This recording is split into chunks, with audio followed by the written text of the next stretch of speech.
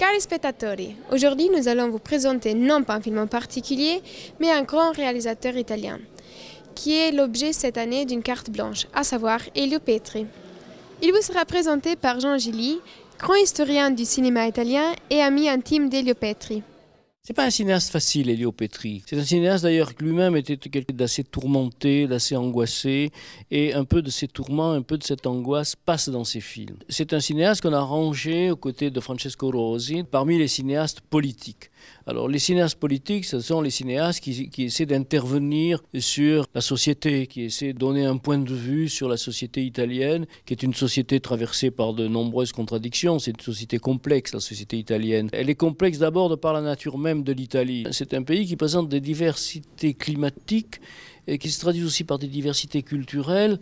Et Petri essaye un peu de rendre compte de ça.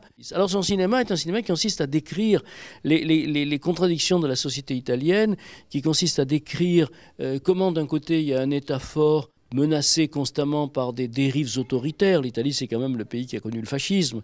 Donc des dérives autoritaires qui a tendance aussi à assujettir les classes populaires. Son cinéma est un cinéma très exigeant qui demande une grande attention et qui surtout a comme objectif d'abattre un certain État qui est un État démocrate chrétien, qui est un État conservateur, pour ne pas dire franchement réactionnaire, et de suggérer d'autres voies pour le développement de la société. Pourquoi présentez-vous ces deux films d'Elio Petri et est-ce que c'était un choix personnel ou plutôt un choix suggéré par l'organisation du festival? Les deux films que je présente, c'est d'une part I giorni contati et c'est d'autre part Enquête sur un citoyen au-dessus de tout soupçon. Alors celui-ci est un choix du festival, parce que c'est le film de Petri le plus connu.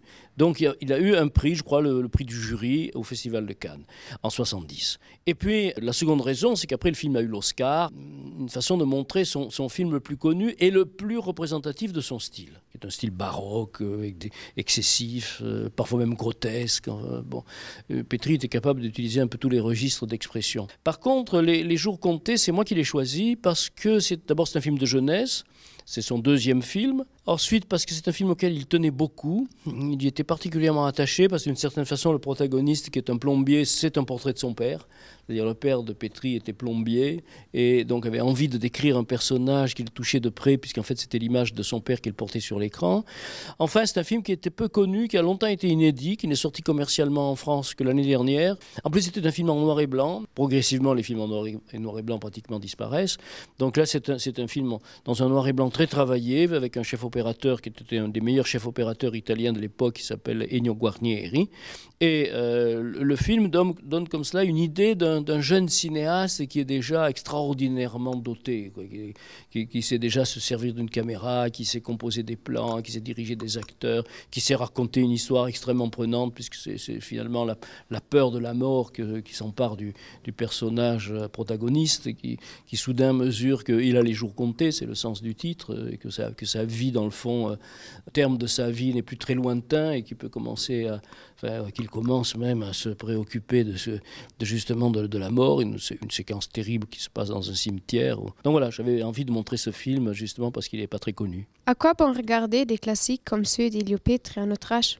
Je crois d'abord l'extraordinaire force du cinéma, c'est qu'on le retrouve toujours exactement tel qu'il était au moment où on l'a tourné. Quand je vois une pièce de Racine, ou quand je vois une pièce de Feydeau, ou quand je vois une pièce encore plus récente, la mise en scène actuelle l'actualise. On n'est jamais, vis-à-vis du théâtre, on n'est jamais dans la capacité de comprendre exactement comment fonctionnaient les pièces à l'époque, puisqu'on ne les représente pas comme elles l'étaient. Au cinéma, c'est pas pareil. Au cinéma, le film a été fait comme ça, il était comme ça en 1960, les gens l'ont vu comme ça en 1960 ou en 1970, et moi, aujourd'hui, je le vois exactement comme on le voyait en 60 ou 70. C'est-à-dire, il faut toujours, quand on voit un film, il faut toujours faire un minimum d'efforts pour le contextualiser, pour non pas l'actualiser, il faut le voir tel qu'on le voyait à l'époque, et essayer de se poser la question, est-ce que ce film est en mesure de me toucher? Et alors quand on voit les films de Petri, quand on voit sa réflexion sur la classe ouvrière, quand on voit sa réflexion sur la police,